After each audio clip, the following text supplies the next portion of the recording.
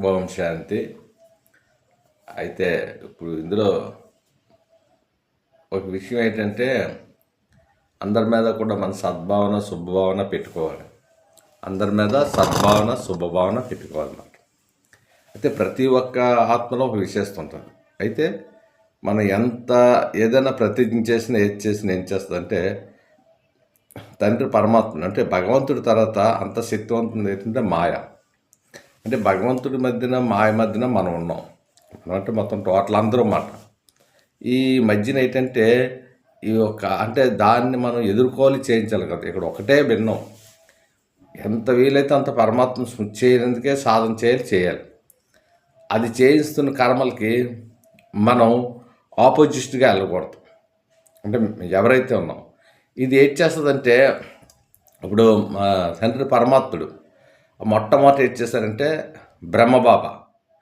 So అంటే మా అమ్మ అని ఇక్కడ ఎవరైతే మనం చాలామందిని బయటైనా లౌకికైనా అలౌకికైనా బ్రతుకున్న వ్యక్తుల మీద కాన్ఫిడెన్స్ చేయకూడదు అన్నమాట. శరీరాలు ఎవరైతే వదిలించామో మనం వాళ్ళని ఆరాధిస్తాం. బతుకున్న వాళ్ళని మనం కొంతకాలం పొగుడుతాం. ఏమైనా వికర్మలు చేసినా మళ్ళీ వాళ్ళని నిందిస్తాం, తిడతాం, వాళ్ళని వికౌట్ చేసేస్తాం అన్నమాట. ఎవరిని అలా ఉండదు. ఎందుకంటే మాయ ఒప్పుకోదు.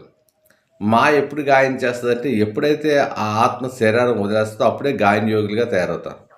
ముందంతా నిందాస్థుతిలో ఉంటారు. ఎందువల్లంటే మాయ ఏం చేస్తుందంటే ఏదో తప్పుడు కానీ మన చేత చేయిస్తూనే ఉంటుంది. అది దాని నైజం. అది చేయించుకుంటూ ఉండలేదు. మనం అంటాం నేను ఉంటాను, నేను చేస్తాను అంటాం, కానీ అలా ఉండలేము. ఎందుకంటే ఇది కలియుగం.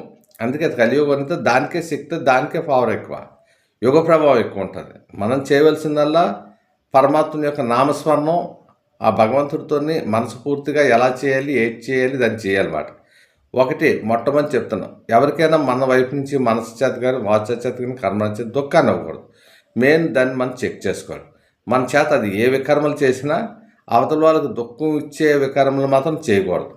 ఇప్పుడు చాలా కూడా అంటారన్నమాట, ఇది ఇలా చేయకూడదు, ఇది తప్పు, ఇది కరెక్ట్ కాదని. మనకు తెలిసినప్పటికీ మనం చేస్తుంటాం. అది మనం చేస్తున్నాం అనుకోవడం అవివేకం. మన చేత చేయిస్తుంది అనుకోవడం వివేకం. చూసారా, మన చేత చేయిస్తారు. ఎందుకు ఫ్యామిలీలో ఉంటున్నాం, భర్తలు భార్య అంతా ఉండి దేనివల్ల ఏంటంటే అలాగలాగా అది అలా లాక్కెళ్ళిపోతుంది. అంటే దుఃఖమే దుఃఖం. దాని టార్గెట్ అంటే దుఃఖం అన్నమాట. ఈ దుఃఖాన్ని గట్టెక్కాలంటే ఒక పరమాత్మ స్మృతి తప్పితే ఇంక రెండోది లేదు. ఇది ఇరువురిలోనే అండర్స్టాండ్స్ ఉండాలన్నమాట. అందుకే జ్ఞానాన్ని అంత సంపూర్ణంగా వికసించి చెప్తాడు. ఎవరైనా తప్పు అనేది వీళ్ళు చేస్తారు, వాళ్ళు చేస్తారు. తప్పు చేయకుండా ఎవరు ఉండలేరు. ఎందుకంటే ఈ కలి ప్రభావం ఎక్కువ ఉంటుంది. అందుకు మనం ఎక్కువ అవగుణాలు చూడకూడదు, ఇతరుల విశేషతలో చూడాలి.